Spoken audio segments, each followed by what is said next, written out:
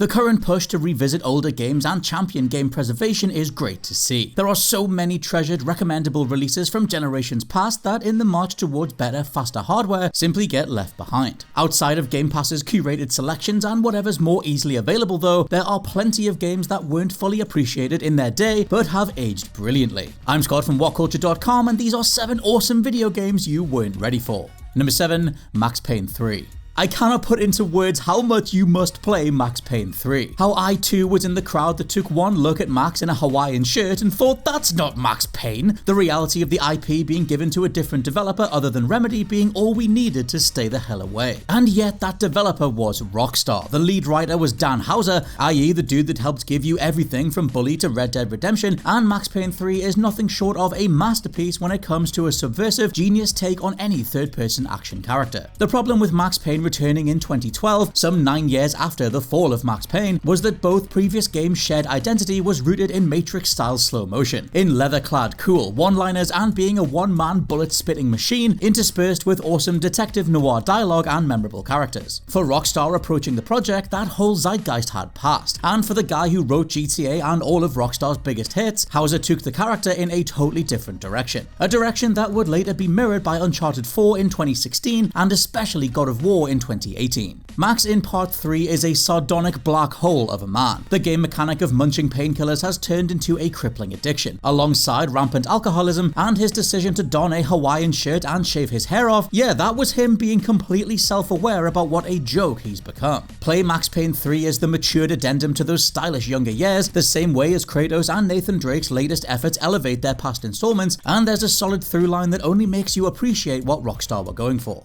Number 6. DMC Devil May Cry. Roundly despised at the time thanks to being marketed in the worst way possible, Ninja Theory's take on Devil May Cry aimed to shake things up. Gone was the Dante you knew and loved, gone was Capcom at the helm, and gone was the general anime-infused tone of the franchise. All of this meant we got a more edgy, shoegazing emo Dante amidst a world where Brother Virgil was now the head of a resistance movement, and evil Demon King Mundus is essentially the embodiment of Fox News. In the delightful pre-furious political divide days of 2013, this was simply unwanted. All fans needed was a DMC more in line with Part 3 after the lukewarm 4th installment, and as Ninja Theory made Dante flip off the fans for wanting him to retain his white hair in the beginning, this alternate reality take was cast aside. However, play today and their effort shines with flying colours. I'd say we're all far more politically aware and capable of appreciating such a fun, real-world connoting setup, and going up against the head of the Raptor News Network is one of the most inventive boss fights in the franchise's history. Dante fights through animated news titles and becomes the subject of sensationalized live broadcasts all within the same duel. Knowing Capcom would do right by the more established Dante with DMC5 certainly helps, but revisit 2013's youthful indie movie style take on the mythos and there's a lot to love.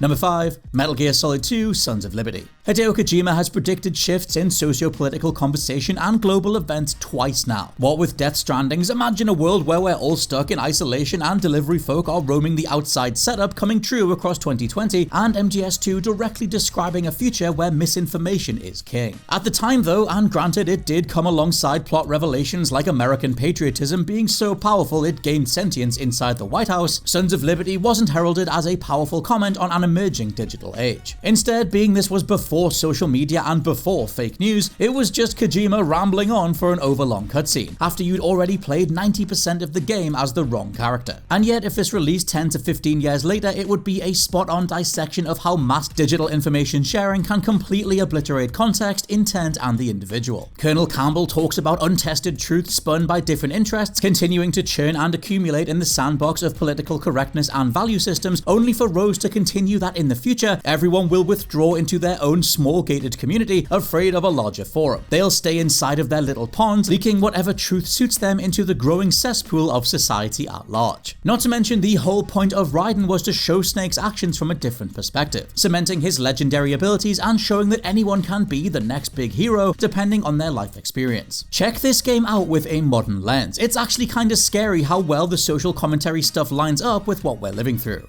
Number 4. Banjo-Kazooie. BANJO-KAZOOIE is the gentleman's N64 platformer. Yes, Mario 64 helped showcase how to even do interactions in 3 dimensions, but it was Banjo that explored an expanded genre template the majority would use going forward. Namely, more intricate vertical levels, scores of collectibles, more moves to unlock, and better camera controls. For the latter, we're splitting hairs, but the point across the board is that Rare have always been the Western Nintendo when it comes to nailing various genres with a perfection seldom seen in the industry. To this day, they're routinely overlooked as the true great they genuinely are. Appreciation for Banjo then wouldn't come until many years later, mostly when people started looking back at the studio's catalogue after they got forced to make avatars and minigame collections for Xbox. With Kazooie also releasing 2 years after Mario 64 in a 1998 filled with the likes of Metal Gear Solid, Resident Evil 2 and Tomb Raider 3, this barely stood a chance. Number 3. Any online PlayStation 2 game. If you were there at the beginning, you know how quasi-futuristic the idea of online gaming was on console, before Xbox Live smoothed out the entire process and took it to the mainstream. Because before that, we had Sony trying their best with an optional network adapter, and scores of developers making online modes that would then be a headache to set up. All required you to purchase the adapter, connect a physical Ethernet cable by leading it back to your modem, and with internet speeds still crawling back then, it was a miracle if you could stay connected. And yet, Tony Hawk's Pro Skater 3 Online was phenomenal. Metal Gear Solid Subsistence letting you dupe other players with a cardboard box, then headshot them after they walked past, felt magical. Resident Evil Outbreak remains one of the only times an online Resident Evil worked whatsoever, and is still the perfect blueprint for a modern online story-based entry in the franchise, rather than the pretty cheap-looking PvP likes of RE-verse. If Sony had waited until the infrastructure for online was in our homes and the desire to play these modes was more set in stone, it would have been a whole other story.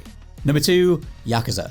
It may be a household name today, but Yakuza had been trying to break into the West since way back in 2006. Marketed as more of a brawler-focused GTA clone, the reality was far closer to something like Shenmue, albeit with better stories, bigger revelations, and far better combat. It would take a full decade of Yakuza fans like myself telling everyone within earshot that the franchise was worth playing, seeing sales numbers slowly creep up enough for Sega to take more notice. Still, Japan were many years ahead on numbered sequels. Sega were only half-heartedly serving Western fans with things like a digital-only release of Yakuza 5 on the PlayStation 3 in 2015. Finally, with Yakuza 6 and 0 narrowing those yearly releases closer and closer, the global fanbase finally synced up with Yakuza 7 Like a Dragon dropping in the East and West in 2020. I mean, sure, those releases were still a few months apart, but we've come so far. Today, with remakes of the originals and the full Yakuza collection now available, tons of people are realizing they've been missing out, and that the Yakuza franchise was always gaming royalty. And number 1, everything on PlayStation Vita.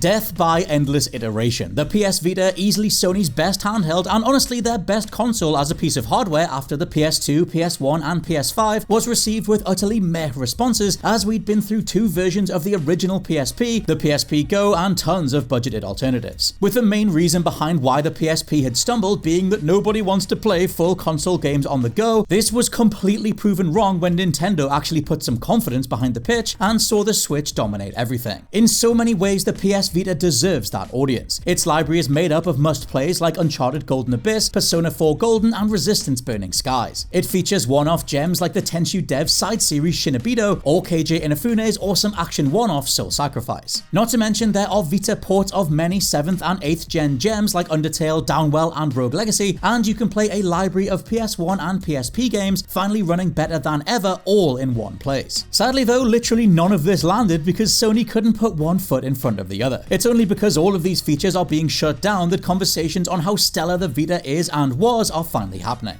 And those are just various awesome video games that you totally weren't ready for. Let me know which other titles were way ahead of their time down in the comments below, and please check out the WhatCulture Gaming Podcast. For now, I've been Scott from WhatCulture.com, and I'll catch you soon.